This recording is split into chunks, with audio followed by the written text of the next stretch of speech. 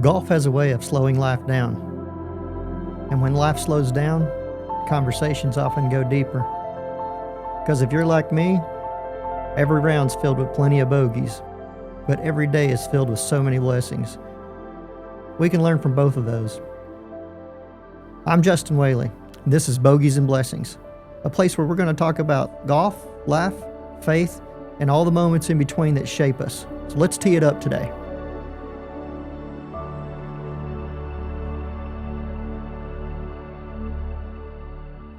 All right, well, we asked and you delivered. So welcome to the bonus episode in between seasons. We put a challenge out to you to ask questions. They could be golf-related, life-related, whatever.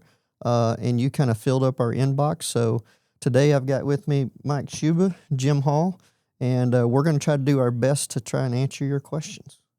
So thanks for being here, guys. Glad to be here. Glad to be here. Thanks for having us. Awesome. All right, well, let's hit it.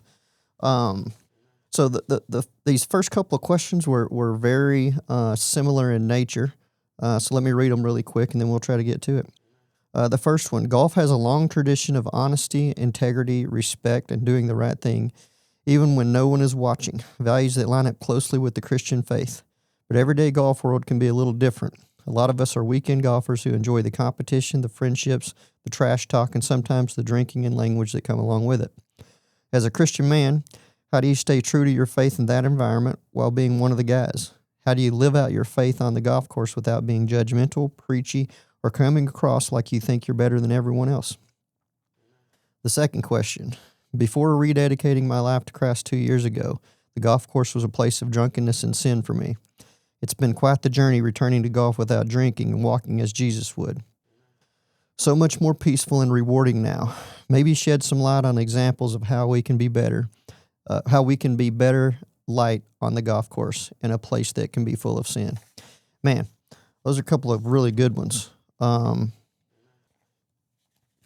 would say this, that those were two people. They didn't know each other, to my knowledge. They may. They asked the same question. So we're going to spend a good bit of time trying to answer that one. So the first thing that comes to mind when I think about that is that golf is one of the only games that I know of that you call a penalty on yourself. Mm-hmm. That's not something that we brought to the course. That's not something that Christians bring to the course. I think that Jesus is on the course when we show up. He's there before we are. So I think a lot of it is just your heart preparation and those kind of things when you approach the golf course. Like, what's you guys' initial reaction? Either one or both. Well, I was going to go back to one of the phrases there. How do you live out your faith? And I just think that too often people think living out your faith means that you got to be perfect. And, if you're just a normal person living out your faith, living out your day, you're going to react to things that happen. You're going to just be yourself. And I think it depends on how grounded you are in your faith and in your core values as to how you're going to react to most of those situations. Yeah, I'd agree with you, Jim, on that. I think, some of the question is, as a man of faith going out on the golf course and maybe playing with people that you've played with for a long time or new people that you're just meeting for the first time, everybody's going to have a different approach and a different definition of what they do and how they carry themselves on the golf course and what antics, if you will, they want to partake in. So I think ultimately for me, it's just be who you are. Be that person that you are and that you want to be, that light. Whether it's just jovial, having a good time, and we all like to, I do. I have a few beverages when I play golf, for sure. But that's, taken in moderation. And I think that that's a big step and a key to that. Some people's definition of moderation is a lot different than mine. And, and I appreciate that. Again, the question was, how do you not be judgmental or how do you not be preachy? You just don't. That's not my job. That's not my place. Yeah, I think, Jim, you bring up a good point that, walking the Christian journey is the fallacy is that once you do that, you have to be perfect. The fallacy is that we'll never be perfect this side of heaven, number one. And I think that's such irony to our game of golf. Very rarely do we get to go practice or play a round of golf and everything go perfect. I don't know that I've ever played a perfect round. I don't know that anybody has ever really played a perfect round. It's think about the guys that go shoot 59. What is the thing that they typically talk about when the round is over? Just opportunities. Yeah. Man, if I would have just made that 58. 10-footer on 12, I could have shot 58. Like it's like never enough. And I think it's the same way on the course that part of the mentality that we have to take to it is that it's not about being perfect. It's about, Mike, I think you and I have talked about this a lot over the last few years. It's just about being very conscious of what your canvas looks like. And if you're meeting somebody for the first time, what would they see in your canvas? Man, there's a lot of places to go there too. The part about not being judgmental when preaching, coming across like you think you're better than everybody else. If you guys, and I'm sure you have, like, how have you approached a foursome where you've got paired with somebody else that you didn't know? Like, what mentality do you take into that round? I guess I'm a little aware, if I don't know someone, I want my light to shine, if it can. A lot of times I foul that up, but,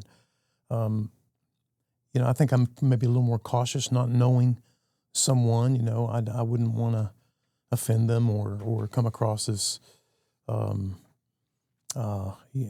way to make them uncomfortable. So I think I'm a little aware of that.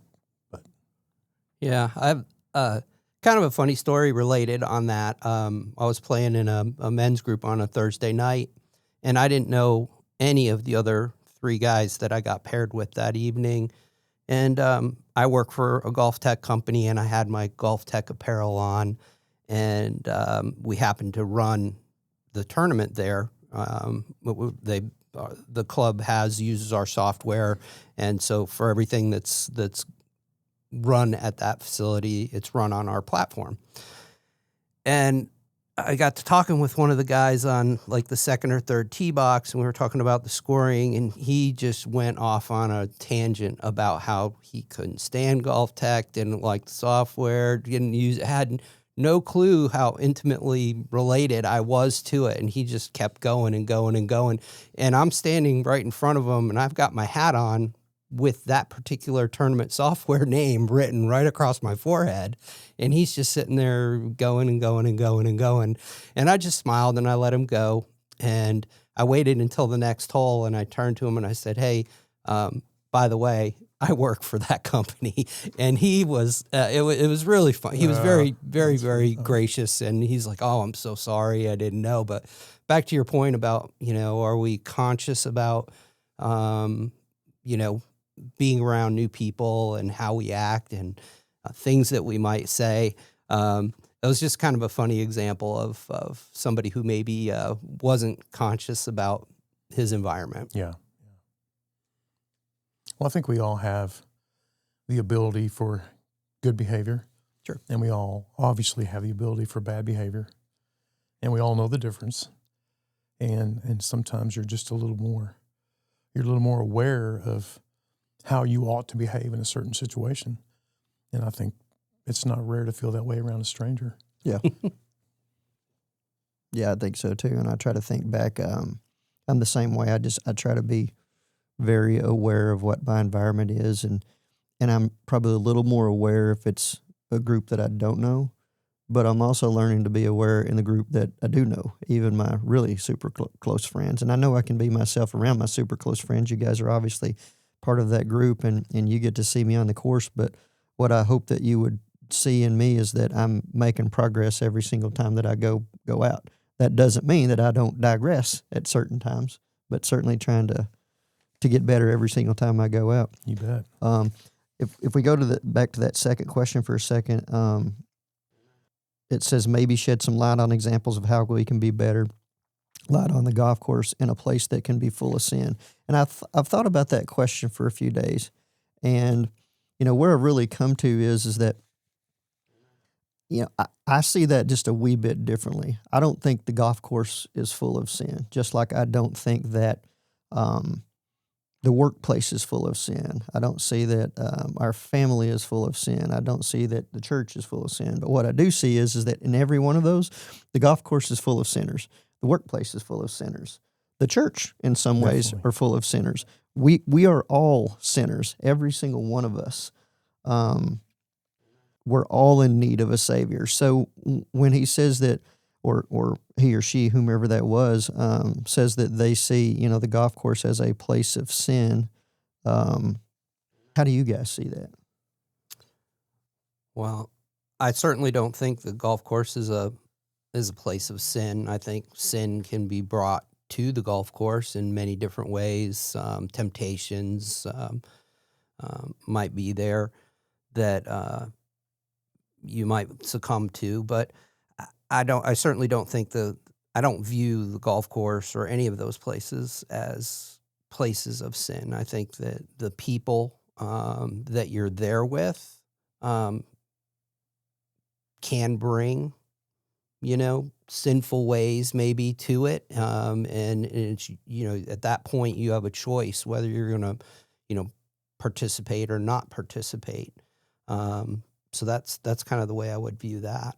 I think the golf course can be an incredibly beautiful, reflective, rewarding place to be when you're out with your buddies and you're playing around a golf and you're having those conversations that are deep and meaningful between shots.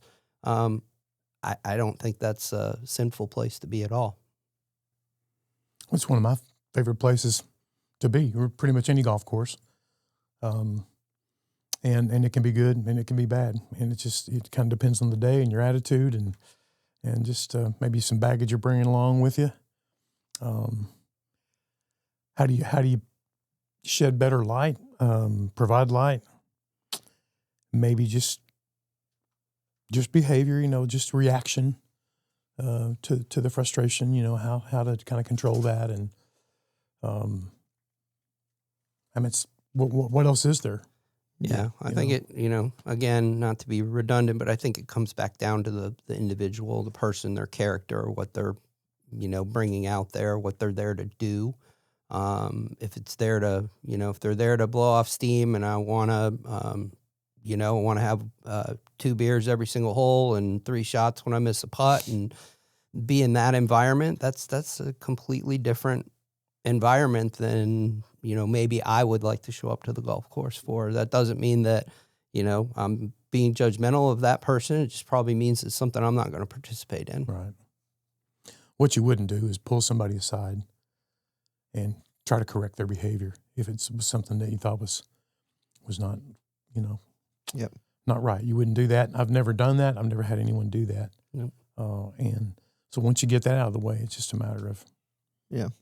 I think that also depends on the environment that you're into. It's a lot harder, and probably shouldn't do that if that's a new foursome that we're in. If it's us playing in a foursome, like I think we've gained the goodwill and the relational accountability with each other to kind of jerk each other's chain when maybe we're getting out of bounds. But knowing that it does happen, and that's okay. That doesn't make us bad, and that doesn't make us non-Christian. That makes us humans that sin in need of a Savior. I think one of the hard parts, at least for me, is in God's teaching me this in spades, is that I've gone through a period where I think I'd put so much of my identity, even though I wasn't a golfer for a living. When I was on the golf course, I put a lot of my identity in how well I played and the expectations of how I was supposed to play that day. But when I learned to stop being judged by what other people think, or even the unexpected or the unrealistic expectation that I put on myself, it seemed, when I was able to surrender that to the Lord, it seems like it gets a little bit easier. So I think, part of how you work on being light in a place that there may be darkness is you also have to do work off the golf course to prepare yourself and spend more time with the Lord and grow in your relationship. And I think as you do, He rewards you when you get into those situations. And reward might not be the right word. He's growing you so that when you are in those situations, you react in a manner more reflective of what you would really like to do, like being a light and dark place. I think that's that's really, really important. And I've raised my hand. I've failed. I've tried so hard to over the years to especially since I came to Christ 5 years ago, to really try to improve my behavior, attitude. Behavior is the wrong word. It's more the attitude that I have on the golf course. And you said something about that unrealistic expectation. I'm like, man, I expect to be a 5 handicap, yet I play golf once a month. Not going to happen. So, and then you go out with your buddies, and I'm fortunate now that I get to play a little more than once a month. But, you go out with your buddies and that competitive juice flows, and even not, I can remember, I'll cite an example. We were on a golf trip this year, and it was with our wives, and had an unbelievable first round of golf. So, your enthusiasm picks up a little bit, and your expectation goes up a little bit along with that. The second day was as good. I think that it was more fun. Maybe the first day was just really, really fun. And so maybe the second day being more fun wasn't the right choice of words there, but it was a little more competitive. Wanted to spend a little more time over that putt, make sure that I make that, see if I could best that round. Are you saying you were in grind mode? I was 100%. Well, the third day, even though I had woke up that morning and I said the famous verse, "Not today, Satan, not today," I had a meltdown on probably the 9th hole. I played terrible on the front 9. We turned the corner. I can't even remember where I hit my drive, but it wasn't great. I got to the next hole. The same scenario happened. It wasn't great, wasn't in play. And then I got to one hole where I actually was so in my head and so worried about, man, your attitude right now is completely terrible. And I knew that you could see it. I knew my wife could see it. And I knew your wife could see it. And everybody's quiet because and that wasn't the place I wanted to be. And it took me about 3 holes to try to recover from that. But, man, it wasn't a good place to be. Seems to me like it always happens when you've got a really good round going. You're on the front 9. You get around to, number 7, number 8, number 9. You kind of look at the scorecard. Hey, I'm, around par.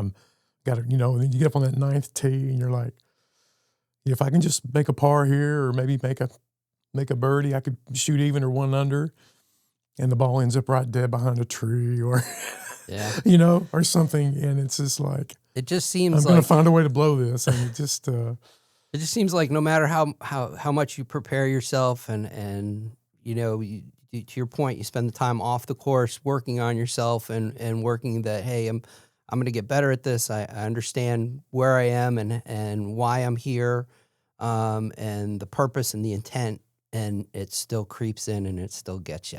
Yeah. Not perfect. Yeah. I think everybody probably does it, but we particularly do it a lot. Is we coined the phrase that not today, Satan, because when it's the old adage, if Satan can't make you bad, he'll make you busy. Well, on the golf course, he's really, really good at his job. Really good. Like it happened to me this week. I've been playing pretty well the last few weeks, and I've won a couple of tournaments here lately, and got invited to go play at a member guest this week, and was, kind of really excited about it. And the guy that I was playing with is a really good golfer. I'm thinking, man, if I can keep playing the way that I was, like we'll have a chance to add some more hardware to the trophy case this week when we leave. And so we go and we play the practice round. Pretty good. We tee it up for the opening tee shot. Hit a really good tee shot, and I'm licking my chops. Like, this is an accessible pin here, got a little backstop behind it. All I got to do is just hit a half decent shot, and we're going to start off with birdie here. Dump it short in the bunker. Hit it up to probably 10 feet or so, like a makeable putt. Well, like a moron, just miss it. Go to the second hole, par 5, reachable in 2, hit a great drive and accessible pin, like right in the front between 2 bunkers, but you got probably 20 yards. All you got to do is roll it right up there. Yanked it left, end up behind a tree. Sitting there telling myself, well, okay, well, all I got to do here is I just got to punch out, try to get up and down. I can still make par. So I at least made one good decision on that hole. I did punch out. I had probably a 20-yard chip shot bunker in front of me, knowing all I got to do is just get this on the green and don't be long. And at worst, you just make bogey. Okay, well, that's not the end of the world. And let me digress a little bit. So this member guest that we're playing is called Modified Best Ball. I'd never played this format before. They take one score between the two on par 4s, both scores on the par 5s and the par 3s. So this is a par 5. Okay. So my score counted. So I know, just don't make a double bogey. Chili dipped the chip right in the front, made 7. I keep going here. The moral of the story is after 5 holes, I was 6 over. I'm thinking, oh man, I've blown it. There's no way we're going to win this thing today. And we didn't win. But I ended up playing decent. I shot 1 under over the last 6 holes, but I had dug us a pretty good size. So the whole moral of that whole story is that Satan's pretty good at his job. But I looked at the caddy after the 5th hole and I said, man, it was a younger kid, great kid. And I said, you don't know me. And I said, I'm really trying to work on myself here lately, but I'm having a really hard time like controlling my tongue and my emotions right now. So I just need to walk over here. I'll be right back.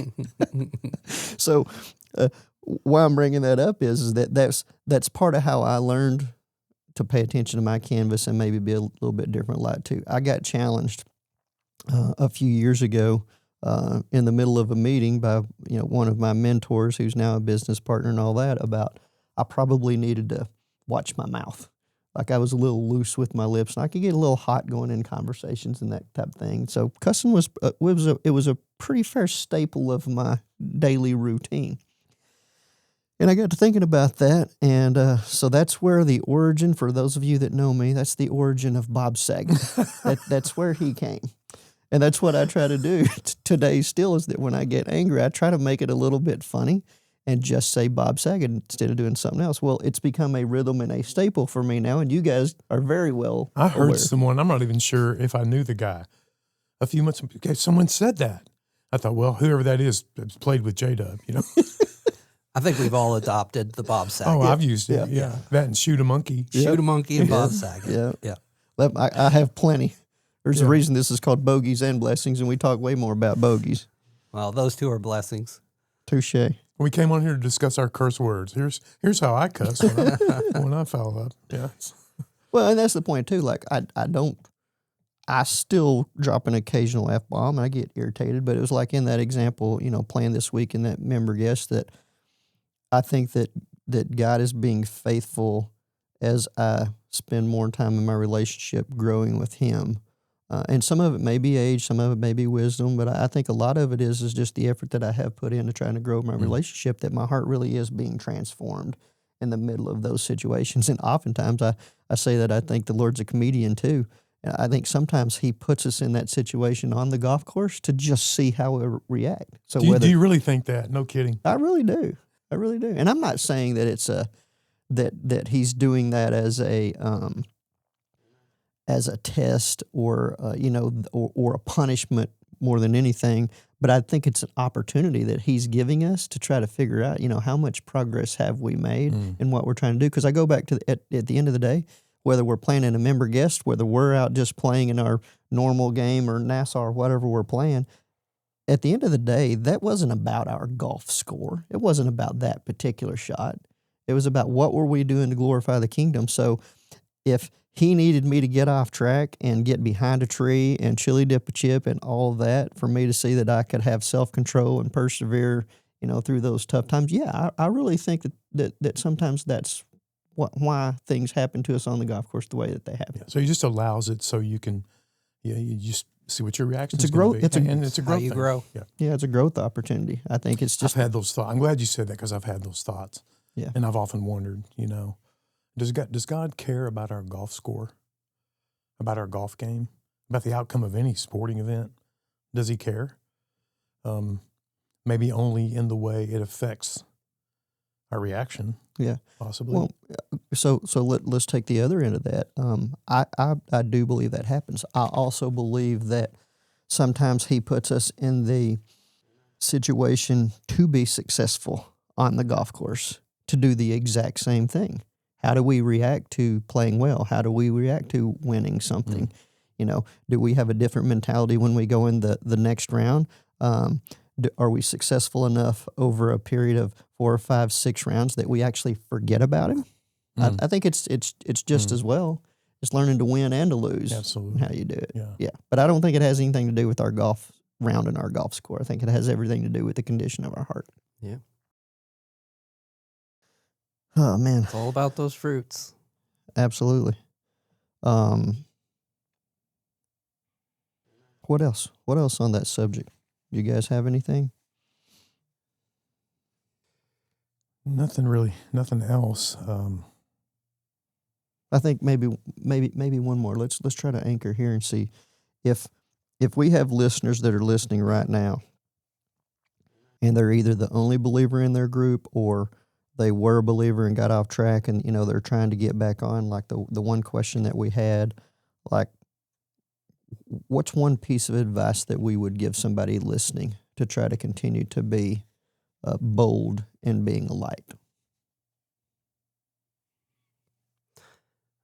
I would just say continue to be yourself. I think we said that earlier in the conversation. Just be who you are on the golf course, and people are they're either going to accept you for that or they're not. But that's going to give you a telling sign of, kind of where you are and what you need to do from there.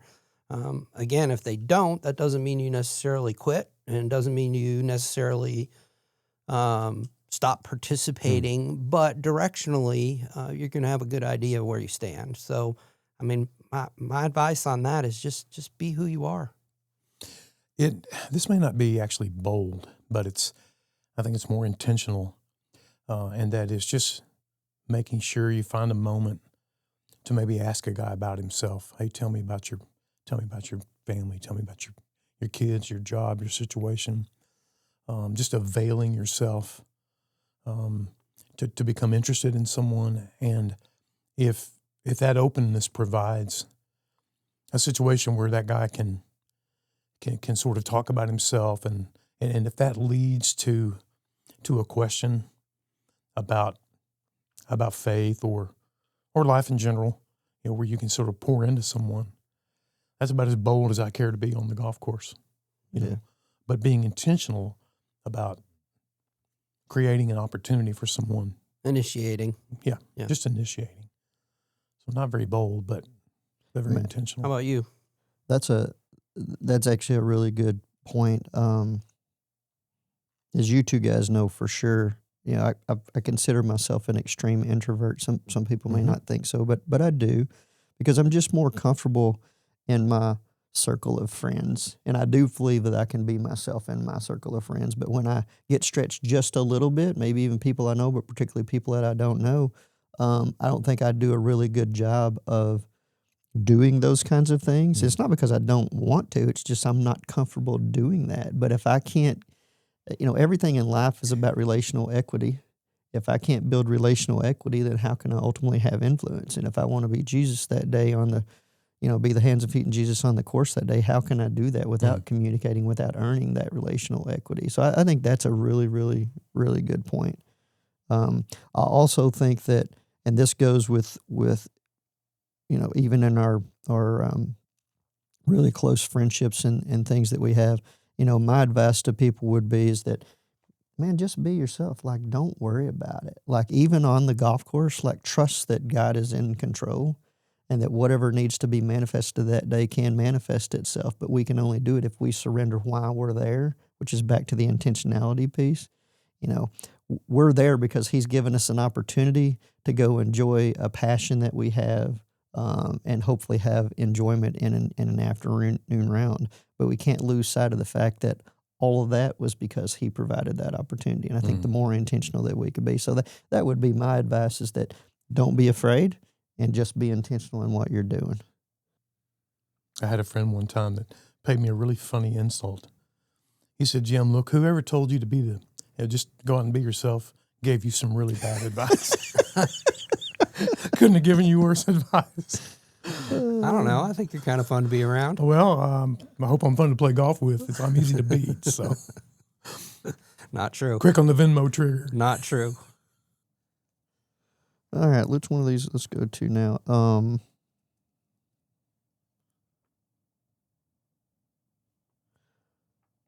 What's one prayer you're thankful God didn't answer the way you intended him to? So this is a big one for me, and it's a big enough one that it's caused me to think really deeply about this. You guys are very familiar with this one, and I hope ultimately it leads to an episode individually with you guys about this. So I'm not going to go into great detail because I think in season 2 or 3, there'll be a whole entire episode or episodes dedicated to this. But one prayer that I'm thankful that God didn't answer was I got into a big lawsuit. It took 5 years for the thing to manifest itself. You guys know that really well. You walked that journey with me behind the scenes. It's how we spent 5 years reading the Word every day, and you were literally with me in the courtroom. As I look back on that, I prayed pretty early that would go away, all the way to the very end of trying to get it settled the week before we went to trial, and every time that I seemed to have asked God to take it away from me, he didn't. And as I look back today, there's absolutely no way I'm sitting here today doing what I'm doing if he would have answered that prayer. So I don't want to talk about it in detail because I think we have a lot to talk about in detail, but that's one definitely I'm thankful that he didn't answer. So what about you guys? It's okay to tease that, by the way, because that's going to be special when you guys put that together. That's going to be special. Yeah. Well, I've been thinking about a way that we could take that story and tie it back to, something golf related. And I think that the Lord's opened up the avenue to do that. So I'm pretty excited about that opportunity. And I do. I think you and I, each one of us, either individually or if we can figure out a way to put it together, like I think we have 3 different perspectives to talk about that one subject and a lot to talk about. Yeah. So what about you guys? Got anything, Mike? I'm thinking. Yeah, me too. We can come back to that one. Let's just think about it a little more. Let's go to another one. Well, so a prayer that you prayed. you're thankful God didn't answer the way you originally wanted him to. Okay, I got to think about that a little longer. Yeah. Let's go to one more fun. If you could go back and play one round of golf with anyone from your past, who would it be and what would you want to talk about? man, that's easy for me. Love it. Really easy for me. I'd love to play a round of golf again with my grandfather. I got to. There's a whole story behind this, but I got to spend the summer after I graduated college with my grandparents, and I had grown up with my grandparents in my life quite a bit. So they were around a lot. My grandfather was around a lot, and he was an avid golfer, loved the game of golf. And he had retired and moved to Carolina Shores, which is in Calabash, North Carolina. And it's a whole nother story. I won't get into that on how I got there, but I graduated. I graduated college and immediately moved from where I went to school to my grandparents' house. And I spent a long summer with them. And I got to play golf with my grandfather almost every single day. And it was some of the most special. He played first tee time. We played at Sandpiper Bay almost every single day. There were a couple other courses we played down there, but most of the time it was at Sandpiper Bay. And it was always first thing in the morning. So the sun's coming up, the dew's on the grass. Dew buster, yeah. Yeah, everything was there. Just so many special moments riding in that golf cart with him. And he would always pack lunch. There would always, it was peanut butter and jelly sandwiches or bologna sandwiches, whatever it was. They were always in a cooler that my grandmother would prepare for us. And just to be able to be out there and spend that time with him and talk to him about, here I was, a 22-year-old kid, and he's retired. There's a lot of lot of wisdom that he imparted on me, and shared with me, a lot of questions that I asked him, and there's still questions I'd love to ask him in this season of life that I'm in today, to get his perspective on that. He's not been with us for about 18 years now, and a lot has changed in my life, and I'd love to have that conversation with him. So easy one. Awesome. How about you? I think it's a pretty easy one for me too. It's I would want to go back and play one with my dad again. My dad's still here, but obviously physically, not able to do that. But I remember, I grew up as a baseball player and all that. So my dad and I really didn't play golf together until after I got out of college and we started building a business and all that. But some of the funniest times I've ever had with my dad were on the golf course. I remember vividly, he loved the game of golf, but it was a challenge like it is to most of us. And it seemed like every single time we would go play, I mean, he would hit a shot and he'd go, I hate this game. And he'd hit another shot and I hate this game. And he'd hit another shot and I hate this game. And he'd hit a shot. I love this game. When are we coming back? So that's a, it was his perspective of how he kind of approached the game. But just, I think that's one of the things in life too, that as you get older, wisdom kicks in a little bit and you understand that, opportunities that you have may not be there forever. And that's one I'd really like to go back and be able to do.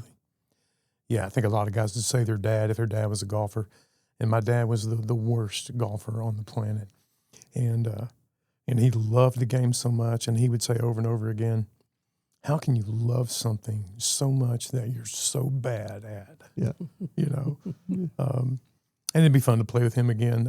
More so to play with him if I got to bring Lee along, because y'all both know my son Lee is a pretty good golfer, pretty good player, a former club champion at Pinnacle. And I think that my dad, Lee's grandfather, would really get a kick out of watching Lee play, and to the extent that he enjoys the game and has a good time. And I'd love to see. So I guess I'd have to have two people on that interaction. Special round. Yeah, totally get it. That's fair. Okay. What's been harder for you personally? Trusting God when things are going bad, or remembering to give him credit when things are going good? This is a good one. Oh, that's easy for me, and that's the whole trusting him when things are going bad. Because I often wondered to what extent God is involved in the everydayness of every day. I raised up under a hanging cabinet in my garage one day and hit my head on the very corner of the cabinet, started bleeding, and I started cussing. I was so mad at God when I did that. And I kid you not, guys, I can't say I've ever audibly heard the Holy Spirit, but the next thought that I had in my head was, I didn't cause you to hit your head. You're just an idiot, And I started laughing. So I'm out in the garage, and I'm bleeding, and Mary Margaret comes out there, my wife, and I'm laughing, and she's, what's so funny? So I told her the whole story. And I'm telling you, it was just like something spoke to me and said, look, I don't cause these things. Your humanness causes a lot of your bad shots or whatever. So don't blame that on me, but how are you going to react to it? True. That's how your character gets revealed, I believe. But you? I think the challenge is when things are bad, really bad, to be able to just lay them at his feet, right? As a guy and a control freak for the majority of my life, up till the last several years when I've been able to start to loosen my grip, that's really the hardest thing to do, is to say, hey, Lord, Uncle, I'm going to lay this at your feet, and I'm going to let you guide me through it. And just having the ability to do that in the past has been a real challenge for me. And and it's still a challenge today. I have my moments today when I'm like, man, I'm going to fix this. Is the key word there, right? It's not, I'm going to let him fix this. It's me. And, you know, I'm not going to say every time he doesn't let me fix it. There are times when it gets fixed, for sure. But I think more than not, when you can lay that problem at his feet and ask him to help guide you and walk you through it, the majority of the time, not all the time, but the majority of the time, you can see your way through it one way or the other. I'm not saying it always ends up good. Yeah. I'm just saying he walks you through it. Man, for me, I actually think it's right the opposite. First of all, I struggle in both those areas, in the hills and the valleys. But I think, you know, looking back, and I take the lawsuit, for example, you know, I prayed for a long time about, you know, wanting it to go away. But at the same time, I had this weird piece that things are going to be okay. I was just afraid of what the okay was, and I would want to grab the steering wheel and try to make sure that I could at least get it to where I could. But I think for me, as I look back on life, as I pondered this question, I thought about, all right, well, what was my season or seasons of life where it looked like I was doing the best on paper? Where were we doing well health-wise, career-wise, family-wise, you know, business-wise, or whatever? And I thought back, all right, well, what did my prayer life and my time in the Word look like then? And I got to tell you, for my golf season, the season where my golf was the best, I got down to a 2 handicap. I spent a lot of time practicing at it. I even not probably is not the right word. I spent too much time on the golf course, either playing and or practicing. I remember vividly, you know, my kids were younger and they were going to church camp at Kanakuk on a Sunday, and we were going to drop them off, and we did, but we were going to pick them up on Saturday. And I chose not to go pick them up. Juliana and her sister went to pick them up, and, you know, my kids got awards there, and, man, I was just incredibly remorseful after that happened. But my point is that I tend to, I think, forget about the priority of where God needs to be in my life when things are going well. And I think part of the reason is because I live life at such a fast pace that I'm not paying attention to. So when things are kind of going well, it's almost like it's a snowball that's going downhill. I go faster and I go faster and faster until there comes a moment where that something does happen valley related, and he gets my attention. And when he gets my attention, he has my full attention. But I tend to just be kind of on cruise control, I think, when things are going well. So I've talked to one of my mentors for this about this a few years ago, that it seems to me in my life that the times where that I grow the most is where I have some kind of tension in life. And I don't like tension. I like to be in control. I like to have the steering wheel. But as I look back, it's kind of like the you know, opportunities that happen on the golf course. You know, why does something happen? I think it's because God's given me a chance to grow and be molded and be transformed. And I think when I have tension in my life, I'm a little more focused on my relationship with God than I am in the hills, for sure. But I struggle with both of those. That's a good question. Yep. Yeah. All right. So here's another one. Do you think golf reveals someone's character, or does it actually help build their character? Both. This is my initial reaction is, Yeah. Yeah, because we react sometimes without thinking. And if an outcome is really, really good or really, really bad, it's pretty common to be disappointed, particularly in the bad reaction, you know, the bad outcome. But then, you know, can it build your character? You have enough bad outcomes and learn to sort of realize that, hey, I can still maybe get up and down, you know. You hit a bad tee shot and you're still in the rough a long ways away.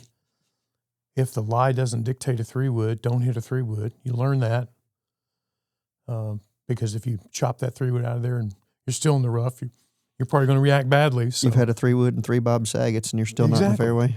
So it can definitely build your character for sure. So I think the answer is both.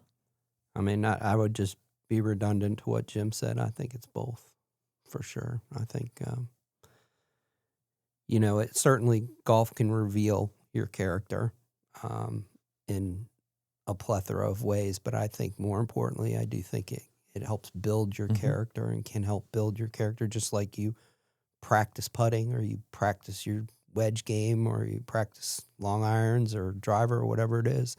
You continue to build and learn and gain, that experience as you move forward. Yeah, I think so too. I think it does both. I think the building of our character part is directly relational, proportional to revealing our character on the golf course. So, particularly if we're meeting somebody for the first time, or the same for us, when somebody's meeting us for the first time, it's really easy in the game of golf with in the first few foes that you can kind of get a gauge on what someone's character is, whether it be taking a little bit of liberty and finding your ball, or the lie of your ball, or it might be that bad shot in the rough, or the better yet, the good shot that turned out bad.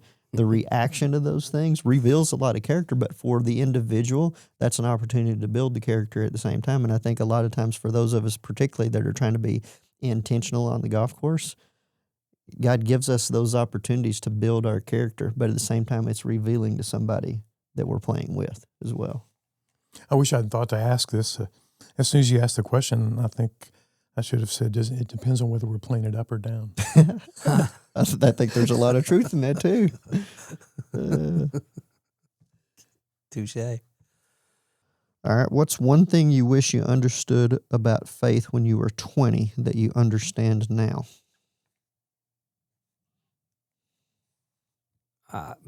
For me, that's an easy one. Again, sorry. It's the peace and joy that it brings.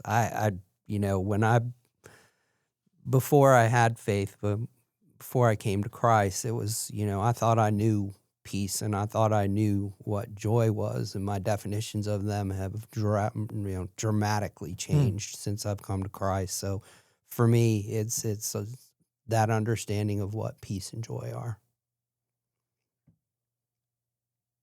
For me, it would be a deeper understanding that in my weakness is when Christ is really the strongest, when the love matters most, the grace matters most.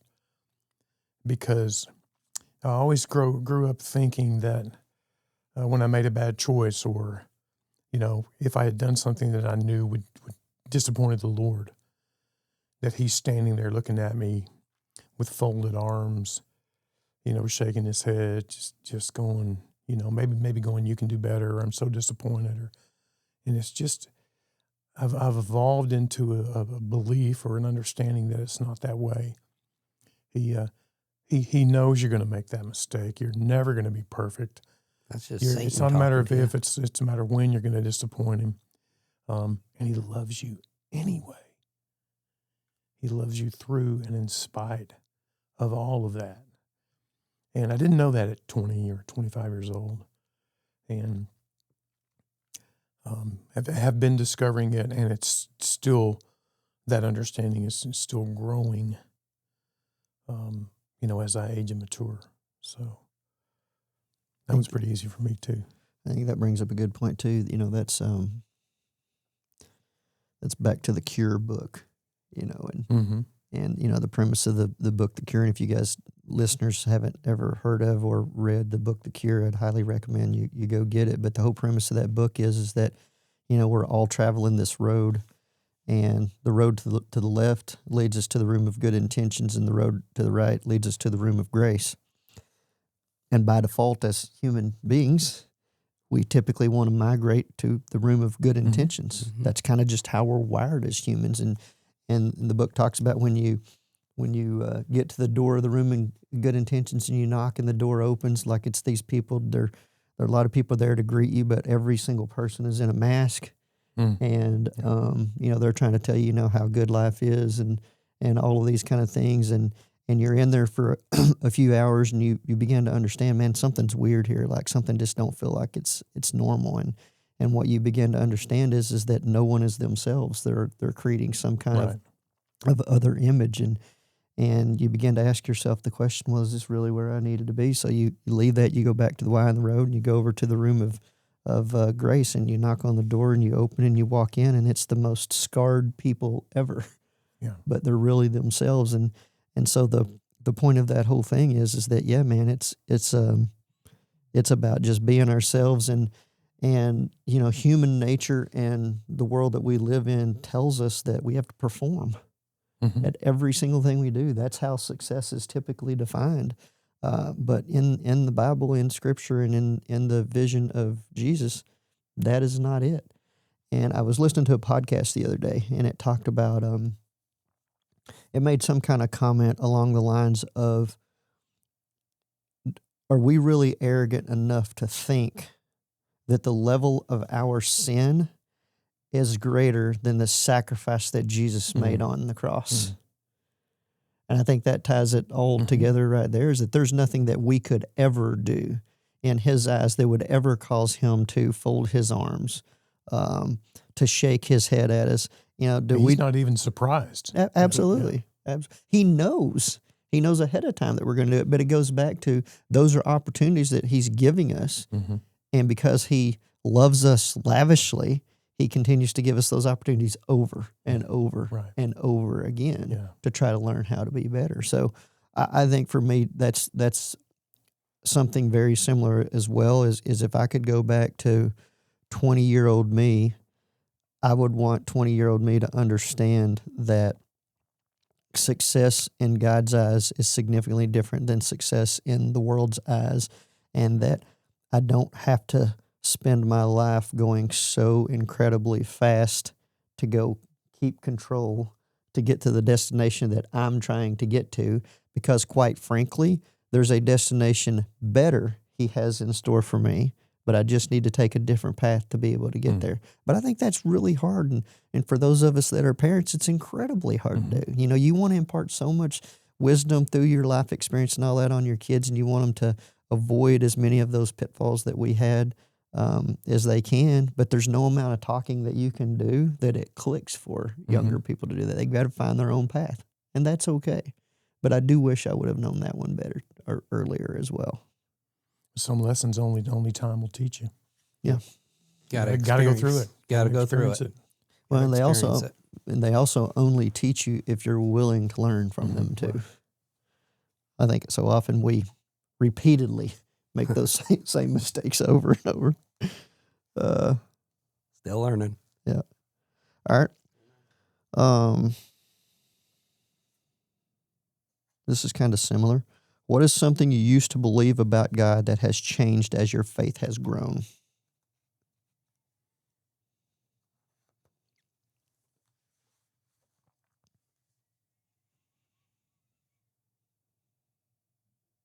I think maybe it's I don't know if it's much as it's changed as it has become clear. And that is the fact that he has much better plans for me than I could ever possibly fathom and imagine. But I am human, and in my human nature,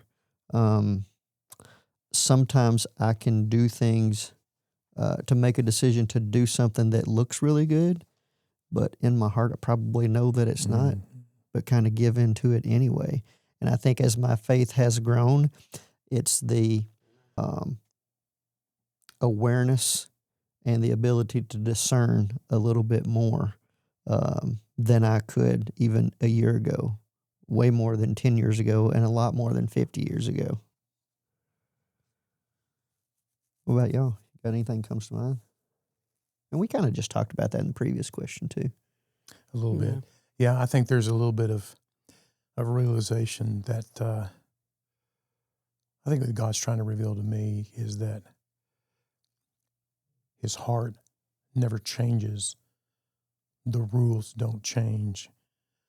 They don't evolve. They don't bend with the culture. God's laws and his rules are as they've always been, in intention.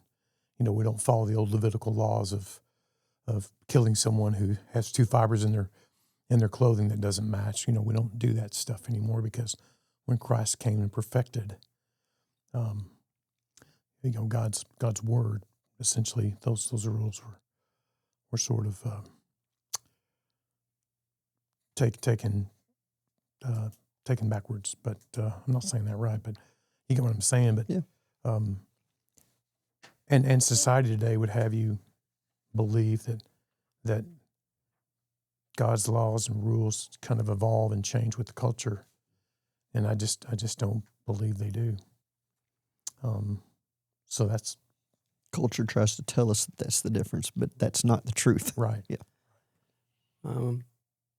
For me, I think it's just depth and how much he reveals. And I don't know whether that comes with time, patience, learning, experience, or more wisdom or whatnot, but I think every time that I go back through and read whatever, pick a verse in the Bible, the third or the fourth time or the fifth time, and you have an opportunity to go back and if you journal, which I do, I have the opportunity to go back and, okay, what did it mean to me when I read this in 2021? And it's interesting how different it is when I've read it in 2026, for example.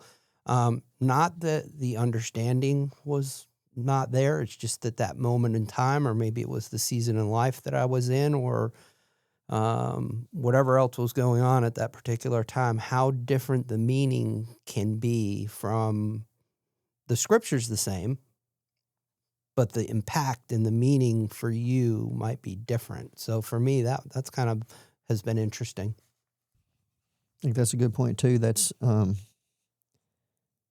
of the reason it's called the living word. Yeah. Is because it truly is living, and we can go read the same verse. We could read the same verse 2 times in the same day and get something different out of that. Are you saying it just becomes more real with time? No, not necessarily real. Just the aspect of what the meaning of the verse might be different with time, depending on. I'm sure there's a lot of causal factors to that, but I believe that it's also God unveiling and revealing to you more each time. So you might be able to understand, well, okay, I read that 5 years ago and thought I had a grasp of maybe what it meant, and this time it means something completely different. Same verse, but I think he's either imparting wisdom on you or unveiling more, revealing more to you about what the actual meaning is. That's kind of scriptural too. I mean, that's back to ask, seek, and knock. Yeah. And Scripture says that, if we want more knowledge or we want to learn, all we got to do is ask. And I think I said this in mine and your episode when you were telling your story in season 1, is that to me, reading the Bible, even the Christian journey as it matures, is the single greatest treasure hunt like you could ever go on. But if you go on a treasure hunt, you can't expect for somebody to just give you something, and it doesn't just show up.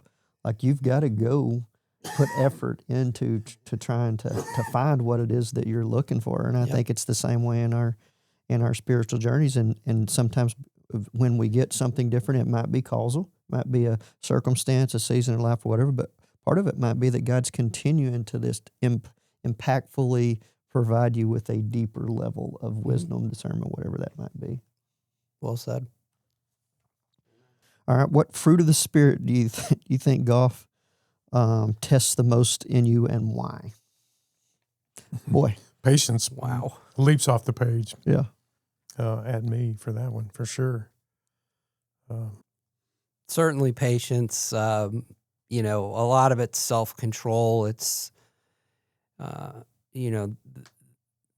think that we could all relate to this, right? You're on a par 5 and now you've hit it to reachable range, but is it really reachable? I mean, if you hit your very best shot you've ever hit. Do I hit a career 3-wood here for the 5,000th time, right. Which never happens, or do I actually play course management and use some self-control here and grab a 6-iron and lay up to 100 yards and hit a wedge in? So I think self-control. Again, are we playing it up or down? Yeah. I think for me, it's a lot of those. It touches on all of them, but love, joy, peace, patience, kindness, goodness, faithfulness, gentleness, self-control, like all of them. Like sometimes I suck the joy out of it for myself, but I particularly suck the joy out of it for the people that I'm playing with. Guilty. It's an opportunity for us to go unwind for 3 or 4 hours and find peace when that day may have been chaotic. But sometimes we can't leave the chaos at the first tee. We take it with us as we go play. I got to call you out on that, though, because I've played a lot of golf with you. I have. And you have never sucked the joy out of, you've never, if you have, I've forgotten it. I can say the same thing about you. Now, I've enjoyed seeing you get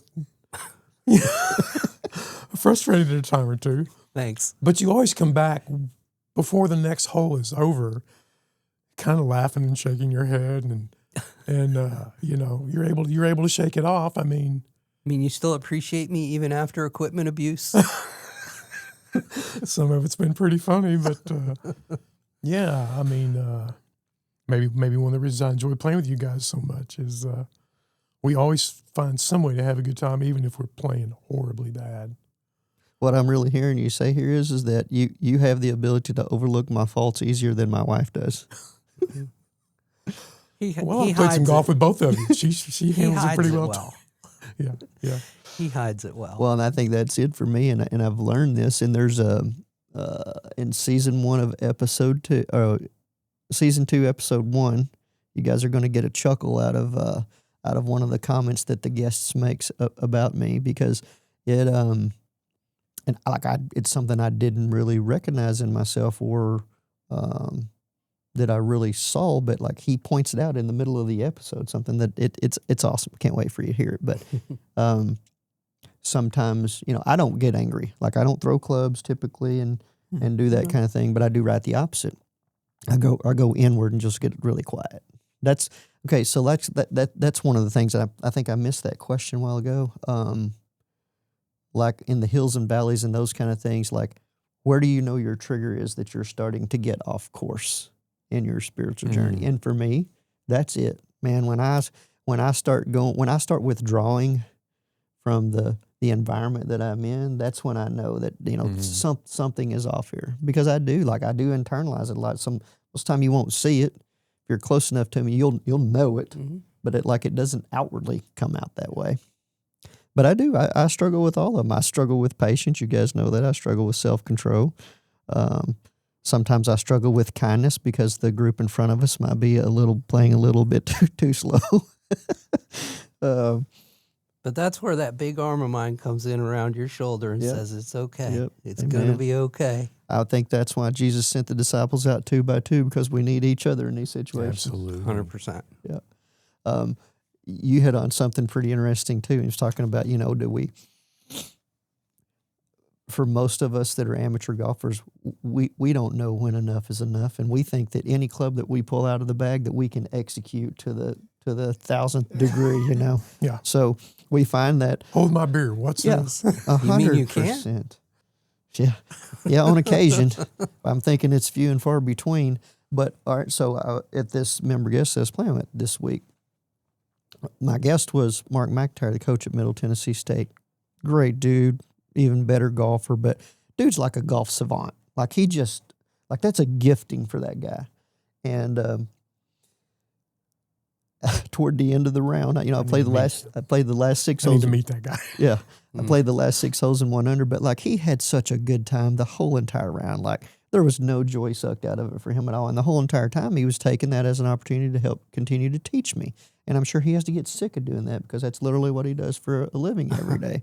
But at the end, we were sitting down and eating lunch, and I was asking him some questions about management and all that. And he said, all right, I said, let's go back to that second hole. He said, you remember when you hit the really good drive and you were trying to reach the green in 2? And he said, even though that was an accessible pin location, he said, what you should have done is, he said, you got to figure out a club in your bag that a scoring club. So somewhere from 150 yards in, find a club that you have absolute confidence that you can make the shot. then what you do is you learn to hit your ball from wherever you are on the golf course to that particular number. And it just becomes rote. Like you're just repeating that over and over. And he said, so if you would have went back and played that hole that way, you wouldn't have been behind the tree. You wouldn't have hit it so far. You wouldn't have been in front of a bunker probably. So even if you would have hit a bad chip, wouldn't went in the bunker, so on and so forth. But his point was this, is that pay attention to the set makeup in your bag, but learn to play within the limits of who you are, but maximize it be toward what you are best at. Yeah. That's really good advice, and I haven't thought about that. And I was thinking about, like, if I were playing here at Pinnacle, like every single hole, like if my club was 100 yards, on every single hole, I could almost hit it to 100 yards wherever I was. You can make sure the ball ends up 100 yards. Something in that window of absolutely. And basically, you're playing the same game over and over and over again. Well, the more you do it, it's like reading scripture. The more you do it, the better you get at it. The more it sets in, it just becomes a rhythm and those kind of things. And it doesn't mean that you don't have days where you still hit it 200 yards and you chili dip that sucker. It's still going to happen. Doesn't mean that we don't miss a day reading in Scripture, but you still desire to go do that. Yep. So maybe there's a difference in the shot that's kind of required and the shot you can actually execute. And maybe if we just focused on hitting the shot we can actually pull off most of the time. Yep. Well, I think that goes back to, instead of relying on our grit and determination to do the maximum, it's to trust the makeup. So in our own journeys, if we can learn to trust that God is doing something behind the scenes, leading us to the right place in life, is a lot easier than us trying to maneuver and make decisions to forcibly get us to that spot. That's good stuff, man. That's good. All right, we got a couple more. Who's played the biggest role in helping you become the follower of Christ you are today? And if you could say something to say anything to them, what would you say? Let me take that one first. This is a long list for me, but off the top of my head, it would be my dad, it'd be Mickey Rapier, Steve Graves, and you two guys. Particularly this last, 8 or 10 year season of my life is where I feel like that my walk is exponentially growing. And it doesn't mean that I'm perfect, because I am not. I am anything but. But I do believe that I'm 53. I'm way better than I was at 43, significantly better than 33. And I'm not even sure the guy at 23 would recognize who I am today. But my desire is that when I am 63 and 73 and 83, that I am earning the opportunity to hear more well done, good and faithful servant than I do today. So if I could say anything to all of y'all, I would just say thank you, and I hope that you can continue to walk this journey with me. Wow, thank you. Yeah. Well, I got the two biggest ones sitting in the room right here, Mr. Hall and JW. I owe it primarily to you two, but I also have to give a shout out to Brian Czuba. Jim started working on me. Well, you started working on me first, I think, subtly. Jim started working on me a little more direct when I first met Jim years ago. And I remember we were at your house and we were in your simulator, and you flat out asked me, how do you know? Do you know? How do you know that you know? Yep. Yeah. And you were really direct about it. You didn't pull any punches, and I appreciate it at first. When you that first day, I was like, holy cow, what have I gotten into? And as someone who was just starting, really to, and this was before I even accepted him. I mean, before 2021. So that was challenging. And then I was having a conversation with you and Brian. I don't remember where we were. The Cure book was what Brian gave me, and that was really, I started to read that. I had a lowest low moment probably a year after that. and picked up the Bible for really probably the first time in a long time. But I'm really thankful that you two have joined me and helped me and shepherded me on this journey. I say it not tongue-in-cheek, but you saved my life, literally, because you brought me back to the Lord. And that's something that I love you so much because of that. And I appreciate it so much. And I don't know how I could ever repay or thank you. But and I know you don't expect that, and I know I don't have to. Watching me change, I believe, is been a reward. But you two have mean so much to me, and so that's it's been fun to watch, because you really are. I mean, you really are a changed person. You're completely different than you were when I first met you, and I'll never forget Justin texting me after that event happened. You guys were down in Cabo, and he was so excited. It was just he's like, dude, you're not gonna believe this. This is so cool. Here's what happened, and I couldn't wait to hear the story. So yeah, it's been awesome. Well, that day was awesome, but the journey since then has been tenfold, and it's changed me too. I mean, we've said that in episodes. Yeah. I think to your point, it's changed. It may not have changed. It has affected so many people's lives for the positive, no doubt. So a big influence for me.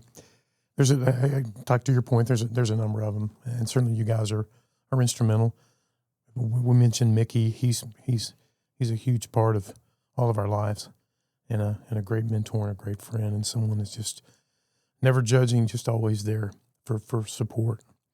My wife is a huge catalyst to me, such an example in her faith, quiet time every morning.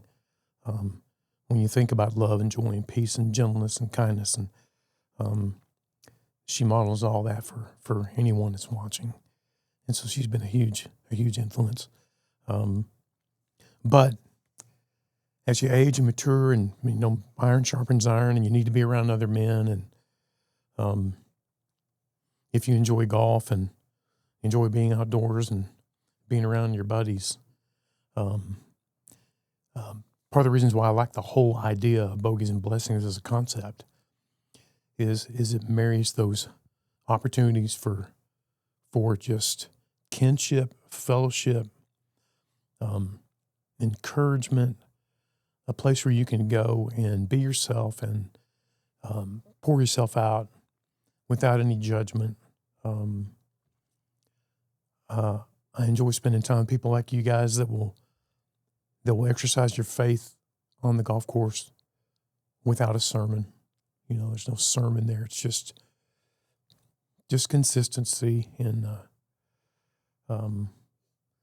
so a lot of people have been a blessing and encouragement to me. I think that gives me the thought too. Like if we circle all the way back to the original two questions about how can you continue to live your faith out. I think there's a couple of things that can be done there.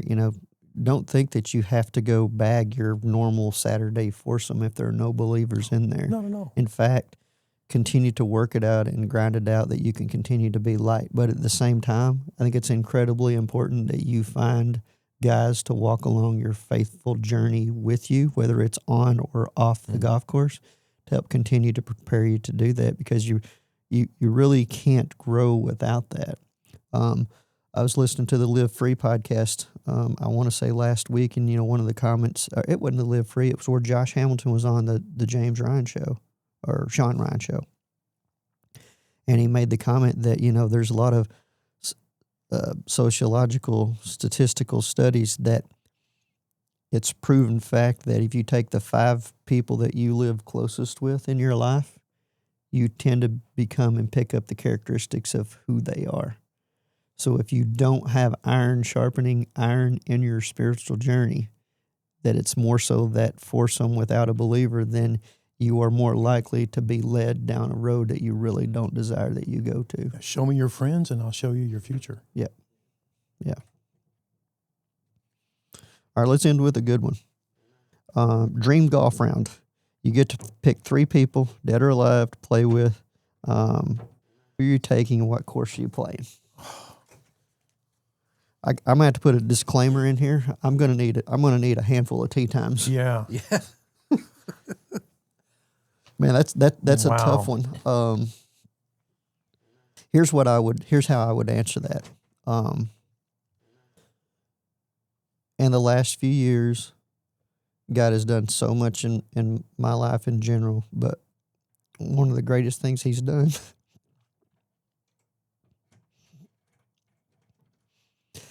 is give me the opportunity to play golf with my wife. Mm-hmm. It's the most fun thing I do. So she would definitely be in the foursome. And then I think beyond that, it would be just our friends. That's who we'd want to go play with. And we really wouldn't care where we were playing. We wouldn't care if we were playing at the Creeks or if we were going to get to play at Augusta National. What That's about you? absolutely true. I mean, it really is. Because it's way more about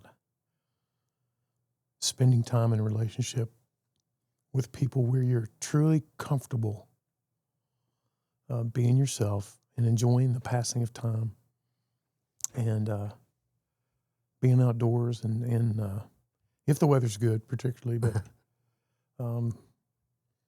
yeah, well, you've got me encouraged. I need to play more golf with my wife. I need to get her out there. Yeah.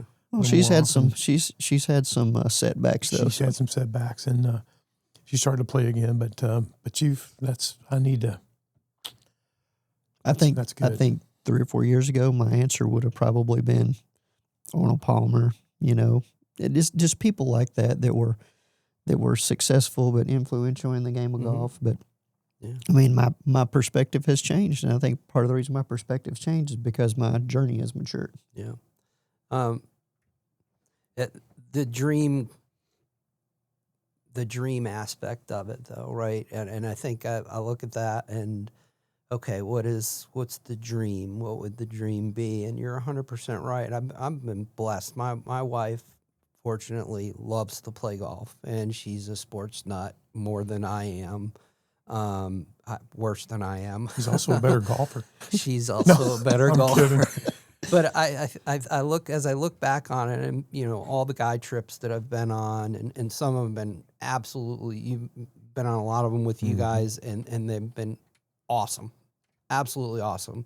But some of the best golf trips that I've ever been on have also included my wife, and so why would I want to change that? I just think that, you know, when you can be out there and have that camaraderie and just spend that quality time for however long it takes. I remember there's been, you know, I don't know how many wives golf trips we've taken, but a lot. There's one that just is etched in my mind, and it was it was in Cabo, of course, and it was at the Cardinal, and we were coming down the 18th fairway, and the sun was setting. It was just absolutely bright orange. And I have a picture of Stephanie and Juliana off in the distance getting ready to hit their shots with just, you almost can't see them. They look like silhouettes with that, the way the background is. And I could go on and on about those moments because there are so many of those moments. And that's what I think, you know, makes a great golf trip is the moments and trying to live in those moments and just be there for them. So, yeah. Yep. I agree. It's what it's all about. Okay, well, the last question was basically what can we expect out of season 2? Man, if you guys enjoyed season 1, then we can't get to season 2 fast enough. I'm excited for you guys to get there. We've heard a couple of things from you. Some from feedback, some from just the data and the metrics themselves. Seems to me that you like a little bit more longer content. Number one, the most watched shows were ones that weren't just me, which is not shocking at all. I don't think that right now there's going to be a season 2 episode where it will be just me. But what you're going to hear is you're going to hear a lot of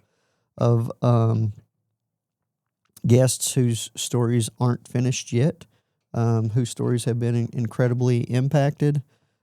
Some are at an older season of life and have a lot of wisdom.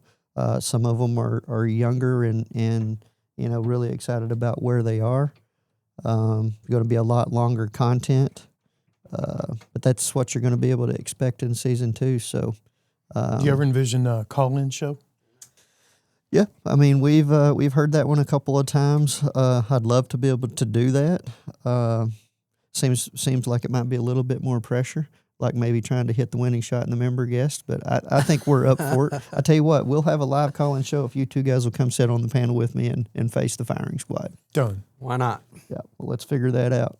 So, at any rate, thanks for joining us for this bonus episode. We're not sure how you found us, but we're grateful you did. Until season 2 starts, may your bogeys turn into blessings. Amen.